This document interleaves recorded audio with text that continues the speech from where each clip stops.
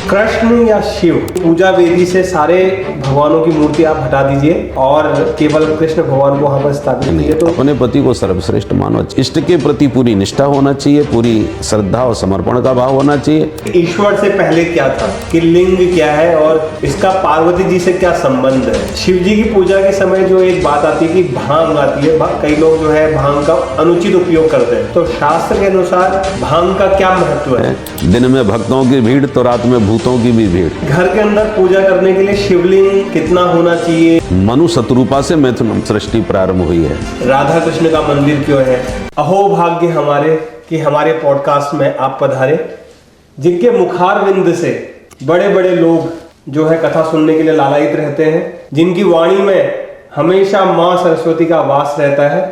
ऐसे पूज्य पाद आज हमारे साथ व्यास जी है, जो भागवतम के एसएमई है, भागवतम के बहुत बड़े ज्ञाता है। आइए उनसे बात करते हैं कुछ क्वेश्चंस के बारे में। बहुत बहुत आपका स्वागत है गुरु जी। जय श्री कृष्ण, हर हर महादेव। भागवतम के बाद पहली बार आपको शिव पुराण करके कैसा लग रहा है? हमें अद्भुत आनंद आ रहा है और मुझे शिव पुराण कहते हुए ये अनुभव हो रहा है कि हमें एक बार संपूर्ण पुराणों का विधिवत अध्ययन करना चाहिए, क्योंकि अद्भुत अद्भुत बातें हैं। कहीं पर किसी पुराण में जिस बात को बिल्कुल संकेत में कह दिया, दूसरे पुराण में उसका बहुत विस्तार से वर्णन किया गया है। इसलिए समस्त पुराणों का अध्ययन करने पर ही आपको वास्तविक तत्व का बोध होगा। तो कृष्ण या शिव?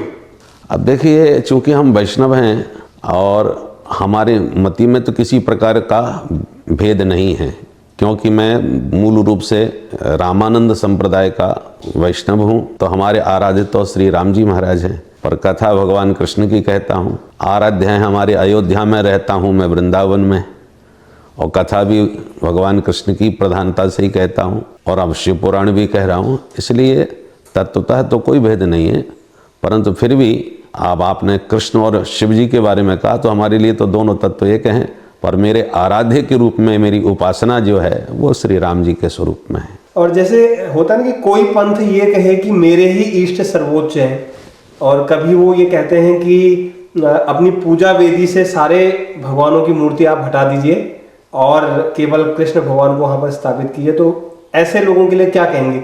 शास्त्र के अनुसार शास्त्र क्या कहता है? नहीं, अच्छी बात है। देखो, प्रत्येक स्त्री को अपने पति को ही सर्वश्रेष्ठ समझना चाहिए, इसमें कोई बुराई नहीं है।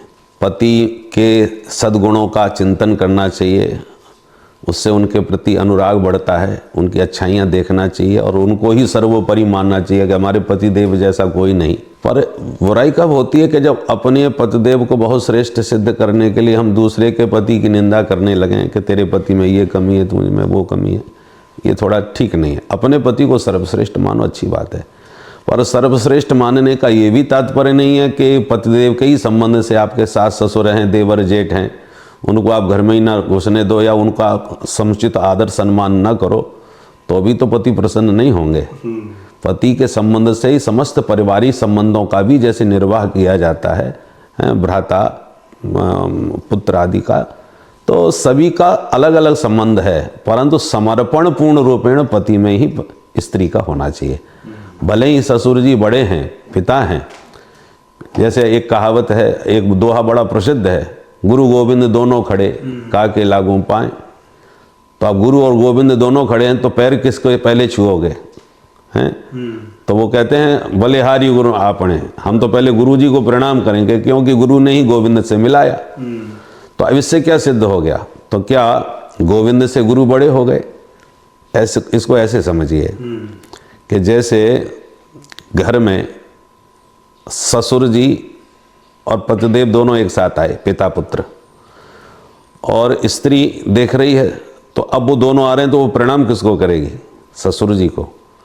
ससुर जी का पद बड़ा है, प्रणाम तो वो ससुर जी को ही करेगी। परंतु कदाचित पिता पुत्र में मतभेद हो जाए तो वो जाएगी पति के ही साथ। उसका समर्पण और उसकी निष्ठा पति में ही होगी, ससुर जी में दूसरे नंबर पर है। परंतु सम्मान की दृष्टि से देखा जाए तो सम्मान पहले वो ससुर जी को ही देगी व्यवहारिक धरातल पर। उसी प्रकार व्यवहारिक धरातल पर गुरु जी का महत्व विशिष्ट है, तो उनको आदर देना चाहिए। बाकी समर्पण इष्ट के प्रति पूरा होना चाहिए, क्योंकि गुरुदेव ने ही इष्ट का स्वरूप बतलाया है। और इष्ट का मतलब होता है पति, कांत है। तो इष्ट के प्रति पूरी निष्ठा होना चाहिए, पूरी श्रद्धा और समर्पण का भाव होना चाहिए। उसी नाते से गुरु को भी आदर दो, माता पिता सास ससुर जो भी हैं सबका यथोचित सम्मान होना चाहिए। अनादर किसी का ना हो, पर समर्पण एक में ही होना चाहिए।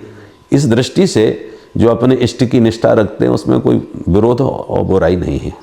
और जैसे पंचदेव का कहते हैं कि पंचदेव अनादिकाल से हैं, जैसे कहते हैं ना, सदा भवानी दाहिनी सिद्धि करे गणेश, पांचों देव रक्षा करे ब्रह्मा विष्णु महेश।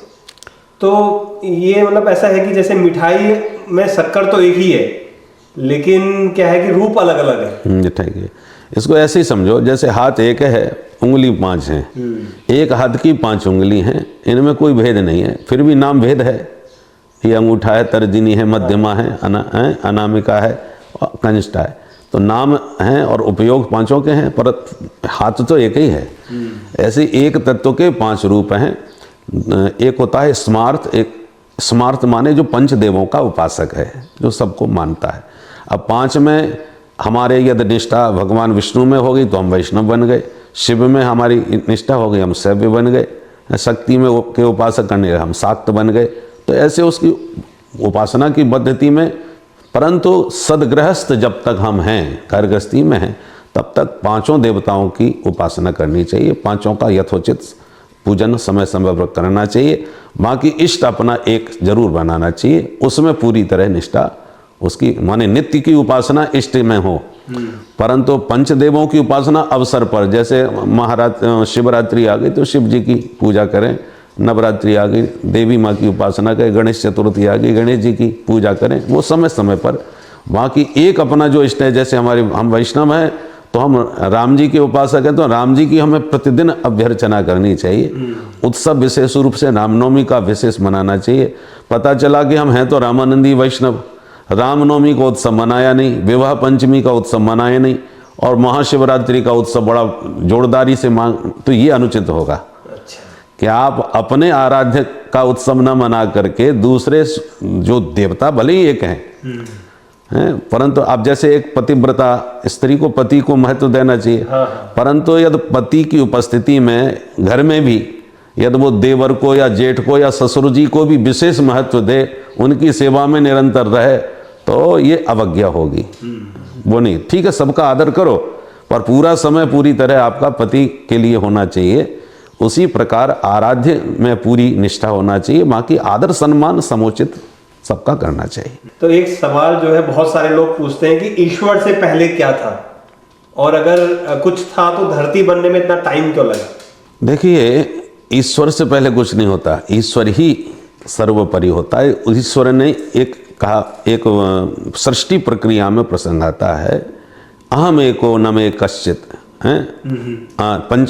चतुश्लोकी जो भागवत है, श्रीमद् भागवत में 2 स्कंध के 9वें अध्याय में, उस चतुश्लोकी भागवत में भगवान स्वयं कहते हैं, अहम एवा समेवाग्रे नान्यत सत सत्परम पश्चादहम यदेतच्च योब शिष्येत सोस्म्यहम्। जैसे उदाहरण से दें कि मिट्टी ही मिट्टी थी, अब मिट्टी से ही मटका बन गया, कुल्हड़ बन गया, दीपक बन गया, सुराही बन गई, चिलम बन गई, और न जाने कितने बर्तन बन गए। अब नाम रूप अलग अलग हो गए, पर तत्वतः विचार करो तो मिट्टी वही है। मटका कब तक है? जब तक वो घटाकृति में है, फोड़ दिया तो फिर मिट्टी ही है। तो मिट्टी पहले भी थी, मिट्टी घड़े के रूप में भी है, और मिट्टी घड़े के न रहने पर भी रही। पर घड़ा न पहले था न बाद में रहा, घट नाम तभी तक रहा जब तक उसकी घटाकृति आकृति में वो रहा। परंतु मिट्टी ऐसा नहीं तो घड़े के रहने पर मिट्टी नहीं रही, मिट्टी तो घड़े में भी है, परंतु घट नाम हो गया, उसी मिट्टी का घड़ा नाम पड़ गया। उसी प्रकार संसार कुछ नहीं था तब भी परमात्मा थे, पर परमात्मा ही जगत के रूप में प्रकट हो गए। ये निर्माण जो होगा परमात्मा के संकल्प से ही सारा संसार बना है। तो संसार बना है इसका मतलब ये नहीं कि परमात्मा नहीं है, क्योंकि परमात्मा ही संसार बने हैं, जैसे मिट्टी से घड़ा। अब संसार जब नष्ट हो जाएगा महाप्रलय की दशा में, तो इसका मतलब ये नहीं है कि परमात्मा नहीं रहे, परमात्मा तो फिर भी रहेंगे, वो मूल तत्व के रूप में रहेंगे, हैं? इसलिए ईशावास्यमिदं सर्वम, सब कुछ वह ईश्वर का ही स्वरूप है। हरिरेव जगत जगदेव हरि, हरि ही जगत के रूप में है और जगत हरि का ही स्वरूप है। सी राममय सब जग जानी, सारा जगत वही राममय है। क्या बात है, बहुत ही सुंदर आपने व्याख्या की। सवाल ये आता है कि लिंग क्या है, जो शिवलिंग की बात करते हैं, कई लोग ये सवाल पूछते हैं कि लिंग क्या है और इसका पार्वती जी से क्या संबंध है। देखिए, दो के बिना सृष्टि नहीं होती। स एकाकी न रमते, एक सूत्र है, अकेले में रमण नहीं होता। जब एक ही क्लास के विद्यार्थी जब खेलने लगते हैं तो उन्हें दो दल बनाने पड़ते हैं, उसमें विरोध नहीं होता। दो दल तब तक है जब तक वो खेल है, खेल खत्म होगा तो एक ही दल के, एक ही कक्षा के सब मित्र हैं, परंतु दो के बिना खेल नहीं होता, इसलिए इसको दुनिया कहते हैं। सब एक ही तत्व तो एकनिया हो जाती, पर एकनिया नहीं है, ये दुनिया है, दो से बनी है। आप अपने शरीर के प्रत्येक अंगों को देखो, सब दो अक्षर के ही हैं। बाल, भाल, कान, आँख, भौं, नाक, गाल, दांत, होठ, जीभ, ठोड़ी, गला, हाथ, पैर, पेट, नाभि, माने सब दो दो अक्षर के हैं। इसलिए द्वैत की दुनिया है, ये दो से बनी हुई है। तो वो एक ही तत्व जब दो भागों में विभक्त हो गया तो शक्ति और शक्तिमान। तो जो शक्ति स्वरूप है वो पुल्लिंग है। जैसे अपन संस्कृत में भी जैसे स्त्रीलिंग, पुल्लिंग, नपुंसकलिंग होते हैं ना, लिंग माने चिन्ह है। तो वह एक तत्व ही शक्ति और शक्तिमान, स्त्री और पुरुष के रूप में प्रकट हो गया। तो जो शक्ति है स्त्री स्वरूपा, वो योनि के रूप में है, और जो पुल्लिंग माने जो भगवान शक्ति हैं, शक्तिमान जो हैं, वो भगवान शिव के रूप में है, माने शिवलिंग के रूप में है। तो इस प्रकार दो रूपों में वही। और दूसरी बात, एक होता है सगुण, एक होता है निर्गुण, मान निराकार और साकार। तो शिव जी का ही जो साकार स्वरूप है वो शिव मूर्ति के रूप में है, जो जगह जगह प्रतिष्ठित हैं। परंतु जो उनका जो लिंग है जिसकी हम पूजा करते हैं, आराधना, वो निराकार रूप है उनका स्वरूप। क्योंकि साकार में तो हाथ पैर नाक कान सब होते हैं, उसका श्रृंगार करते हैं। पर जो निराकार रूप है शिव जी का, वही शिवलिंग है।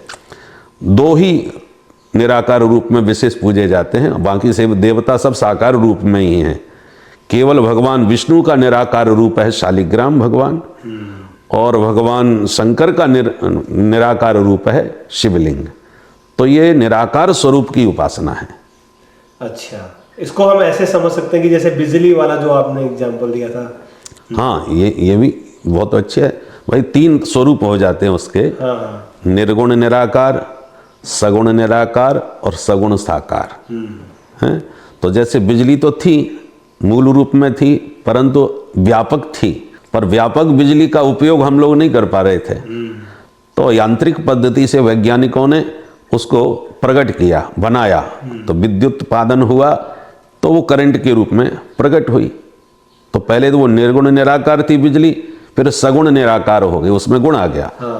अब उस करंट के तार को जब हमने बल्ब से जोड़ा तो वो प्रकाशमान हो गया, पंखा से दिया तो हवा देने लगा, हीटर से जुड़ करके गर्मी देने लगा, तो उसका सही अनेक रूपों में प्रयोग हो गया।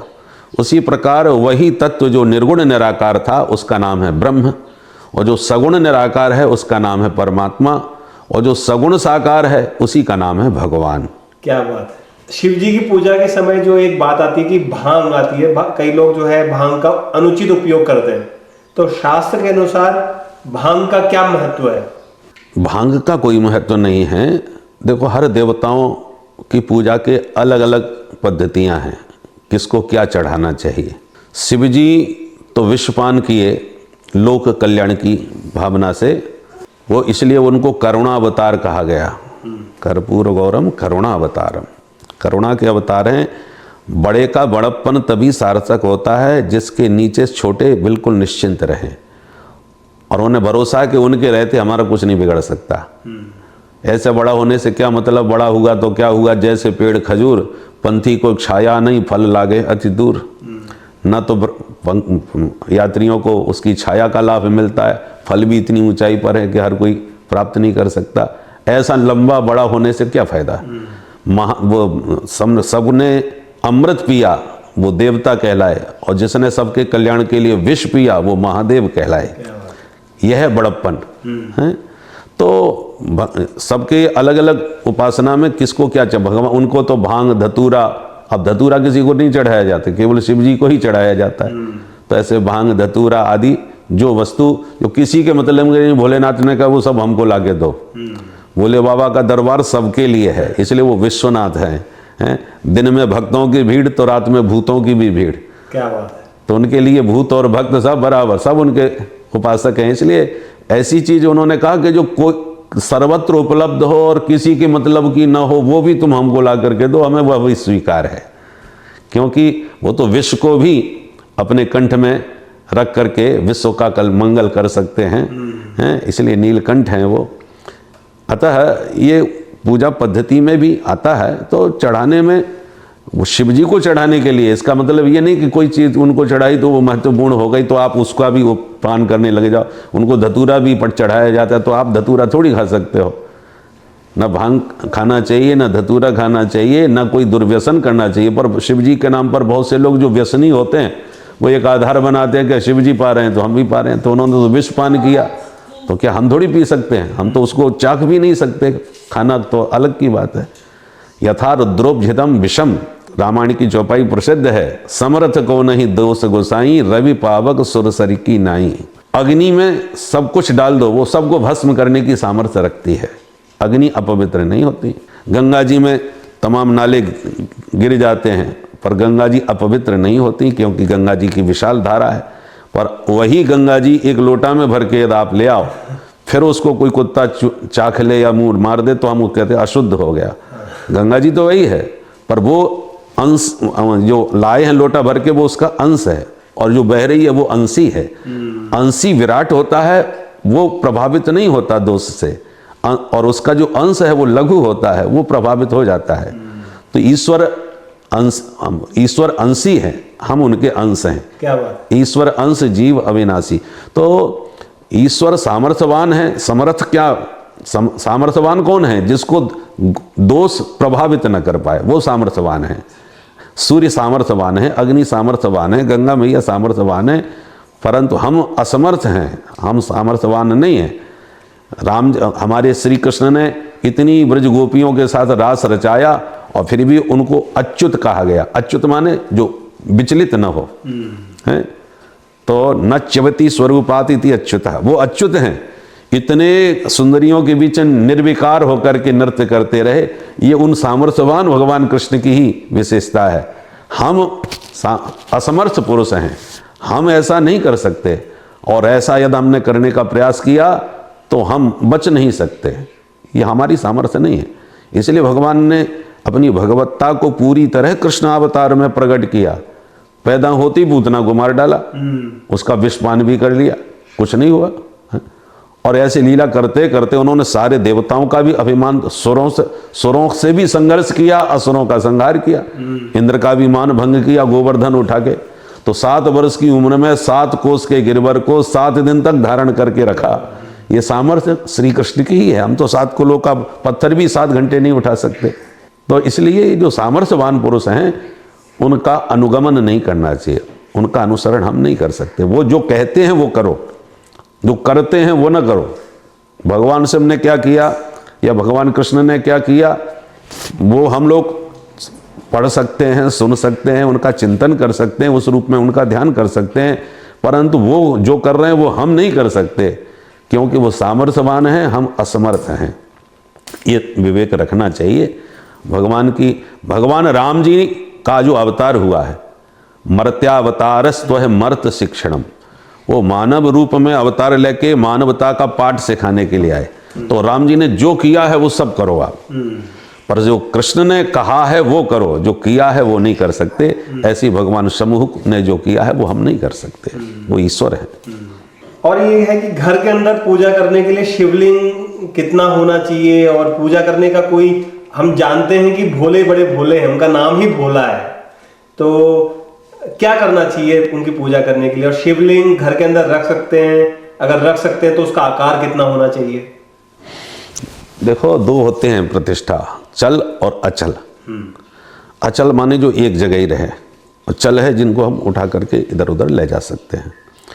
तो जो अचल प्रतिष्ठा है वो घर में नहीं रखना चाहिए, बाहर अलग करना चाहिए। मंदिर देवालय में 12 इंच का होना चाहिए, उसके बाद आप कितना भी बड़ा बना सकते हो, जो अचल है स्थिर मंदिर में। अच्छा। हाँ, पर जो चल है जिसको हम रहते हैं वो केवल 1 इंच का, अंगुष्ठ मात्र समझना चाहिए। अच्छा अच्छा। इतने बड़े शिवलिंग होना, बहुत बड़ा नहीं होना चाहिए घर में, क्योंकि हम जितने कोई विधिवत पूजा कर सकें, और जो छोटा जो शिवलिंग होता है अंगुष्ठ मात्र।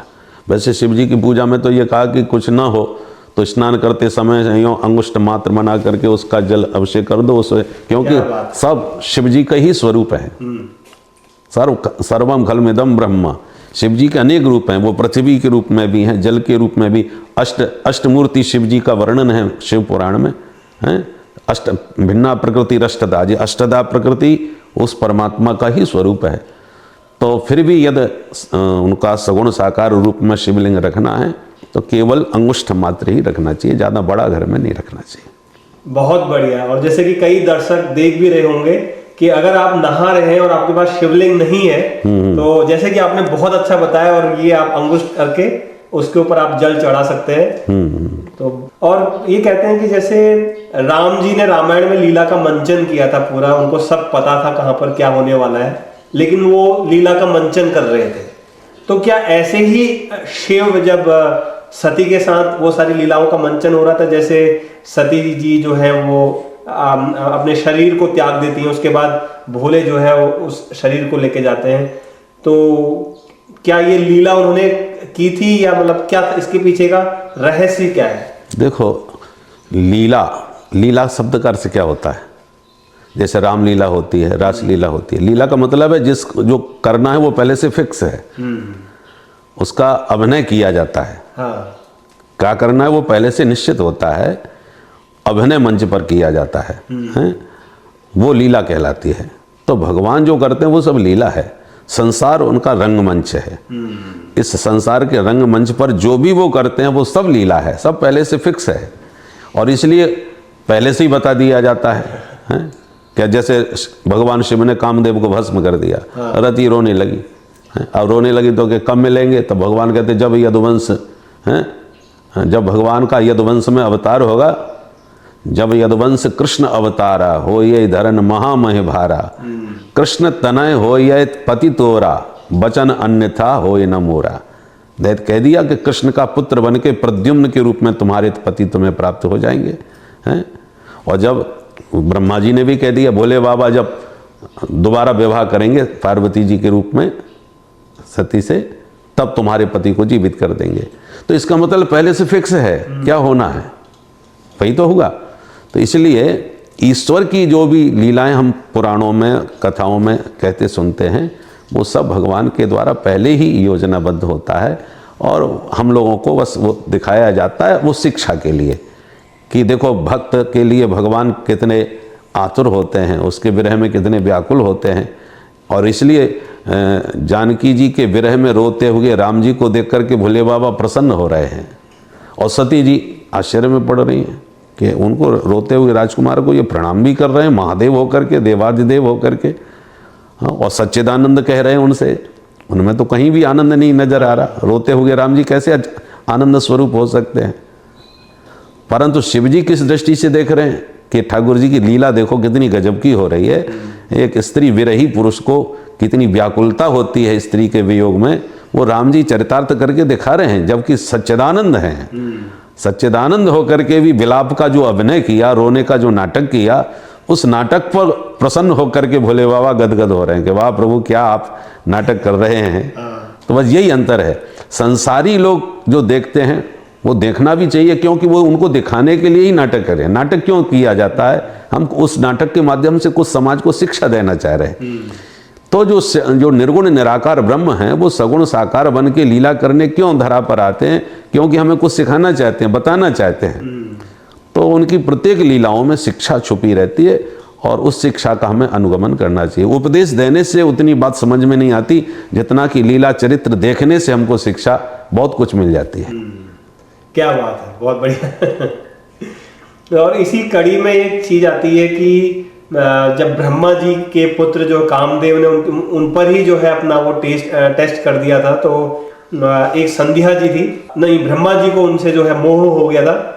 तो उसमें सच्चाई, कई लोग ये सवाल पूछते हैं कि सरस्वती जी ही संध्या है, या सरस्वती जी जो है उनकी भार्या थी या बेटी थी, तो इस बारे में आप क्या कहना चाहेंगे शास्त्र? देखो, संध्या जी जो थी, शिव पुराण में जो वर्णन आया है, तो संध्या के माध्यम से ही कामदेव ने जो उनको शक्ति और बाण मिले, वो उन्होंने सबसे पहले अपने पिताजी के ऊपर ही उसका प्रयोग किया, उससे वो प्रभावित हो गए। कुछ पुराणों में जो कथाएं हैं, कुछ शिक्षा के लिए होती हैं, कुछ सांकेतिक होती हैं। हाँ। जिसमें, और दूसरी बात, आज के परिप्रेक्ष्य में हम उन लीलाओं का और उन चरित्रों का अपनी बुद्धि विवेक से ठीक से मूल्यांकन नहीं कर सकते। इसलिए हमारे शास्त्रों ने कहा बिना गुरु के कल्याण नहीं होगा, क्योंकि गुरु ही उस रहस्य को तुम्हारे सामने प्रकट करेंगे, नहीं तो तुम स्वयं उलझ करके अर्थ का अनर्थ कर बैठोगे। किसी भी विषय में गुरु आवश्यक होता है। उसी प्रकार इन शास्त्रों में कहाँ कौन सी बात किस अभिप्राय से कही है, उसमें क्या मर्म छुपा है, उसका बार बार चिंतन करने से ही आप उसके अर्थ को समझ पाएंगे। सरस्वती पर ब्रह्मा जी मोहित हो गए जब उनकी पुत्री ही हैं। इसका मतलब क्या हुआ? जैसे सरस्वती क्या है, हम जो बोल रहे हैं, हमारे वाग धारा जो है, शब्द श्रृंखला, वो सरस्वती है। सरस्वती का नाम है वाग। वाग अर्थाविव संपृक्तौ है। कभी कभी हमने स्वयं अनुभव किया, बोलते बोलते हमें कभी कभी ऐसी शब्द श्रृंखला अनुप्रास की छटा बन करके निकलती है कि हम स्वयं अचंभित हो जाते हैं कि देखो कैसी शब्द लड़ी, ये निकली एक साथ। ये सरस्वती है हमारी, जो हम बोल रहे हैं, हमारी वाणी हमारी सरस्वती है। व्यक्ति, यदि आप हमारी वाणी की तारीफ करो कि वाह महाराज, आपने क्या लच्छेदार शब्दों का प्रयोग किया, क्या साहित्यिक शब्दों का प्रयोग किया, हमने आज तक नहीं सुना, आप अद्भुत हैं, आपका वैदुष्य, तो हमारी शोभा है, क्योंकि आप उसकी प्रशंसा कर रहे हैं। अब हम अपने मुंह से अपनी प्रशंसा करने लगे जाओ, देखो हमने कैसी भाषा में और कैसे शब्दों का प्रयोग किया, ये सामाजिक दृष्टि से अनुचित है। इसको आत्महत्या कही जाती है। यदि कोई व्यक्ति अपना गुण अपने ही मुख से बखान करे, ये अपनी हत्या करने जैसा है। महाभारत में इसका वर्णन है, तो वो अनुचित है, अपराध माना जाता है। तो ब्रह्मा जी अपनी सरस्वती पर मोहित हो गए। कैसे? जैसे हम अपने शब्दों पर मोहित होकर के स्वयं अपनी प्रशंसा करने लगे, तो ये अनुचित है सामाजिक दृष्टि से। उसी प्रकार ब्रह्मा जी अपनी सरस्वती पर मोहित होने का मतलब क्या है? हम अपने गुणों पर, अपने साहित्य पर मोहित हो गए और अपनी मुख से हम अपनी महिमा गाने लगे, तो ये निंदनीय हो गया समाज में। दूसरों के द्वारा महिमा गाई जाती है, अपने द्वारा नहीं है। हमारी सरस्वती का दूसरा गुणानुवाद गाए, अपने मुख से नहीं। तो इसीलिए ब्रह्मा जी निंदनीय हो गए कि वो अपनी सरस्वती पर स्वयं मुग्ध होकर के उसकी महिमा गाने लगे जैसे। तो ये कुछ सांकेतिक रहस्य होते हैं इन लीलाओं में। अच्छा। उनको, संकेतों को समझना चाहिए। वो पुराणों की सीधे सीधे शब्दार्थ आप करोगे तो उसमें व्यामोहित हो सकते हो। और दूसरी बात, ये अयोनिज सृष्टि है। संकल्प से ब्रह्मा जी ने सब प्रकट किया है। उस समय माने मैथुन सृष्टि नहीं थी, मनु शत्रुपा से मैथुन सृष्टि प्रारंभ हुई है। मनु शत्रुपा, ब्रह्मा जी ने जब अपने दो रूप प्रकट किए हैं, मनु और शत्रुपा, तो उनसे जो संतान पैदा हुई, तब वो मैथुन सृष्टि का शुभारंभ हुआ है। अच्छा। इसलिए हम लोग मनु पुत्र होने के नाते मानव कहलाते हैं, मनुष्य कहलाते हैं, क्योंकि हम सब मनु की संतान है। पर मनु से पहले जो भी सृष्टि है वो अयोनिज सृष्टि है, वो संकल्प से ही प्रकट हुई है। क्या बात है। और ऐसे ही एक विषय आता है राधा जी के बारे में, क्योंकि हम कई सारी बातें राधा जी के बारे में सुनते हैं। कई लोग कहते हैं कि आह्लादनी शक्ति हैं, और कई बार बच्चे ये सवाल पूछते हैं कि राधा जी से कृष्ण ने विवाह क्यों नहीं किया, राधा कृष्ण का मंदिर क्यों है। तो इस बारे में शास्त्रों से में आप क्या प्रकाश डालना चाहेंगे? देखो, मूल आह्लादनी शक्ति का मतलब क्या है? भगवान श्री कृष्ण और राधा एक ज्योतिर्भवे द्वेधा राधा माधव रूपकम। ब्रह्म जो तत्व है, उसी एक ब्रह्म की ज्योति के दो प्रकाश हो गए, राधा और कृष्ण। कहने में दो हैं और देखने में, उनकी उपासना पद्धति में वो दो हैं, उनकी लीला में वो दिखाई दो पड़ते हैं, पर तत्वतः एक ही है। जैसे सूर्य की किरण, चंद्रमा की चांदनी है, गंगा जी की तरंग लहर, तो ये कहने में दो दो हैं, पर वस्तुतः विचार करने पर तत्व एक ही है। उसी प्रकार से राधा और कृष्ण, सीता राम, गौरी शंकर, ये सब जो दो दो कहे जाते हैं तत्वतः वो एक ही हैं। अब उसमें मूल रूप से तो राधा रानी है भगवान की शक्ति और शक्तिमान की मैंने चर्चा पहले भी करी थी। वो शक्ति शक्तिमान राधा और कृष्ण ही हैं। बाकी जो हैं जैसे लक्ष्मी जी का अवतार हैं रुक्मिणी जी, वो लक्ष्मी जी का अवतार हैं। और जो 8 पटरानी हैं वो भिन्ना प्रकृति अष्टधा, वो अष्टधा प्रकृति ही मूर्तिमती हुई हैं। अच्छा। और 16,000 हैं ये उपासना कांड की श्रुतियां हैं जो नारी रूप में आई हैं भगवान को प्राप्त करने के लिए। तो वो जो श्रुतियां थीं वे ही कन्या राजकुमारियां बन करके आईं। और ऐसी और भी पुराणों में बहुत सी कारण बताए हैं कि वो देवियां सब कौन हैं। एक कारण जैसे रावण का वध राम जी ने किया, लीला तो एक है, परंतु अब वही रावण कौन है, रावण कुंभकर्ण कौन है, बोले सनकादि कौन है शाप दिया तो भगवान के पार्षद जय विजय रावण कुंभकर्ण बने। इधर शिव पुराण में कथा है कि वो वृंदा का सतीत्व भंग करके भगवान शंभु ने जरासंध वो जालंधर, वही जालंधर रावण बन करके आया। और फिर प्रताप भानु की कथा है रामचरितमानस में, वो भी रावण बन के आए। तो अनेकों कारण होते हैं। तो कल्प भेद हरि चरित सुहाए, अलग अलग कल्प की अलग अलग कथाएं हैं। अच्छा। किसी कल्प में वो रावण बन के आया, किसी कल्प में वो बन के आया, ऐसे करके हैं। इसलिए गोस्वामी जी ने इसलिए संकेत कर दिया कि कल्प भेद हरिचरित सुहाए, नाना भांति मुनि सन गाए। इसमें भ्रम नहीं करना चाहिए कि ये यहाँ पर ये बताया, वहाँ पर वो बताया। किसी कल्प में ऐसा हुआ था, किसी कल्प में ऐसा हुआ था। अच्छा। हाँ, इसलिए कभी कभी पुराणों की कथाओं में भी भेद दिखाई पड़ जाता है, तो वो भेद कल्पांतर का होता है। तो कई बार हम ये कहते हैं कि स्वर्ग और नरक की जो बात है, क्या ये सच में स्वर्ग और नरक होता है? हाँ, बिल्कुल होता है। देखिए, आप खूब आनंद के साथ घर में और सुखानुभूति कर रहे हैं, ये आपका स्वर्ग है। अब अपराध करने पर या आप जेल खाने में जाकर के यातना भोग रहे हैं, वो नरक है। या हॉस्पिटल में किसी भयंकर व्याधि से ग्रसित होकर के चीर फाड़ हो रही है, ऑपरेशन हो रहा है, वो नरक ही है। तो उसका देखो, एक तो होता है बड़े बड़े सेंट्रल जेल जिसको कहते हैं ना, बड़ी जेल है, तिहाड़ जेल हमारे यहाँ कहते हैं। तो और एक होते छोटी जेल, और छोटे अपराध का छोटी जेल है और बड़े अपराधियों को बड़ी जेल में भेजा जाता है। ऐसे ही जो इस शरीर से पाप दंड भोगे जा सकते हैं, वो इस शरीर से रोग व्याधि के रूप में मिलते हैं, वो यहाँ का नरक है। पर जो बड़े बड़े ब्रह्म हत्यादिक पाप हैं, उन पापों के लिए विशेष जो भगवान यमराज का वो नरक है, वो 28 प्रकार के नरकों का शिव पुराण में भी वर्णन है, भागवत में भी वर्णन है। वे विशेष नरक हैं। तो स्वर्ग नरक सब हैं। हाँ, क्योंकि जब जैसे सरकार में भी यदि दंड व्यवस्था नहीं होगी तो उद्दंडता अराजकता बढ़ेगी, ऐसे पूरे ब्रह्मांड में भी जब तक भगवान ये दंड की व्यवस्था नहीं देंगे तब तक नियंत्रण कैसे होगा। इसलिए समस्त ब्रह्मांड की दृष्टि से स्वर्ग नरक का विधान भी बिल्कुल सही है। और एक बात याद है कि क्या पुराणों में लिखी हुई सारी बातें सच हैं और क्या वो सारी बातें प्रैक्टिकल हैं? देखो, पुराण ऐतिहासिक भी हैं। इतिहास में जो हुआ है वो सब यथार्थ है। अच्छा। इतिहास का मतलब क्या है? इति माने इस प्रकार, ह माने निश्चित रूप से, आस माने हुआ, उसको कहते हैं इतिहास। तो सत्य घटना भी है, पर कुछ पुराणों में कुछ बातें सांकेतिक भी हैं। जैसे हिरण्यकश्यपु हिरण्याक्ष पैदा हो गए, पैदा होते ही इतने विशाल शरीर वाले हो गए कि आकाश को छूने लगे। अब ये जो वर्णन आएगा तो उस वर्णन में कुछ लोग भ्रमित हो जाएंगे कि आकाश तक छूने लगे, कितने बड़े हो गए, कैसे रहते होंगे, ये कल्पनाएं सब होती हैं। तो कुछ सांकेतिक हैं।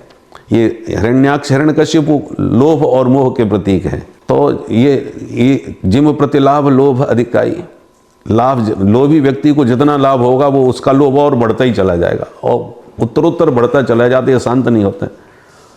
और जो भोगों के प्रति जो मोह है, हिरण्यकश्यपु का अर्थ क्या है? हिरण्य माने सोना, कश्यपु माने सैया, जो सोने के पलंग पर सोता हो, हिरण्यकश्यपु। हिरण्याक्ष सोना, हिरण्य माने सोना, अक्ष माने आंख, जिसकी आंख में सोना ही सोना दिखता, वो हिरण्याक्ष। तो ये लोभ का स्वरूप हो गया, लोभी को वही दिखता है चारों तरफ। तो लोभ और भोग की जो वृत्ति है वो उत्तरोत्तर बढ़ती चली जाती है पैदा होते। तो ये कुछ सांकेतिक पुराणों में भी वर्णन है, उन संकेतों को हमें समझना चाहिए, सीधा सीधा यथार्थ नहीं, परंतु उसमें यथार्थ भी है। अब यथार्थ को यथार्थ के रूप में देखना है और जो संकेत में वर्णन किया है तात्पर्य को, उसके तात्पर्य को समझना है, दोनों बातें हैं। बहुत बहुत धन्यवाद, क्या बात है। आज के युवाओं के लिए आप क्या संदेश देना चाहते हैं? इस समय कलिकाल चल रहा है, धत्ते धैर्यम तो यो धीमन सधीरः पंडितो थबा। इस समय दो बातों पर ध्यान देने की आवश्यकता है। एक तो संगठित होने की, संघे शक्ति कलौ युगे, कलयुग में वही सुरक्षित है जो संगठित है, इसलिए संगठित रहने की आवश्यकता है। सब जातिवाद और जितने भी विवाद हैं उन सबको छोड़ करके प्रयास करना चाहिए युवकों को वो संगठित रहें, किसी के प्रभाव में ना आवें, क्योंकि बहुत से लोग हैं जो माने फूट डालो राज करो की नीति अपना करके आपस में जानबूझ करके या जातिवाद फैलाएंगे या क्षेत्रवाद का वो करते हैं। तो इस समय जो साक्षर पढ़े लिखे नवयुवक हैं उनको इन सब बातों से ऊपर उठ करके संगठित रहने की आवश्यकता है।